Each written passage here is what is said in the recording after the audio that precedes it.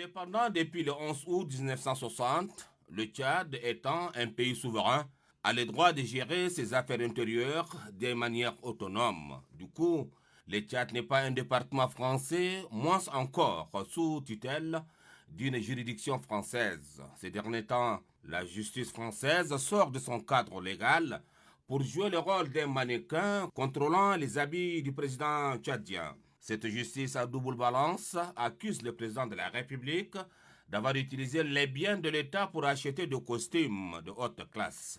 Quel amusement!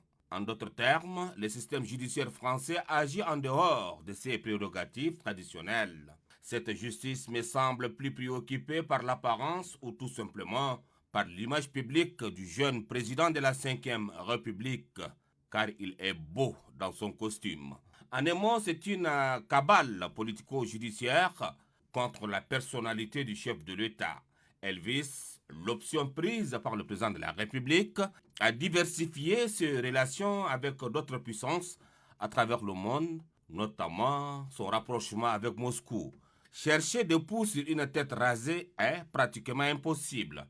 Cette justice spectaculaire française doit plutôt s'occuper de ses affaires internes. Porter des accusations sur l'achat de costumes contre un dirigeant d'un État souverain est tout simplement une insulte à son peuple et non à la personnalité du président de la République. En tant que nation souveraine, le Tchad n'a pas à recevoir des directives ou des critiques de la part d'une justice perçue comme biaisée et injuste. Les Tchadiens sont conscients des manipulations ou des tromperies et qu'il est donc difficile de le duper. Il est bien de rappeler que les amoureux de la lecture ont découvert cette affaire honteuse dans les livres écrits par le président de la République intitulé « Des Bédouins à président ». Le président de la République dit en ces termes « Je n'ai jamais été un adepte de costumes. Je préfère de loin nos habits traditionnels, surtout en blanc, dans lesquels je me sens tout à fait à l'aise. » Fin de citation. Cette campagne médiatique de la justice française est perçue par la rue tchadienne comme un non-événement.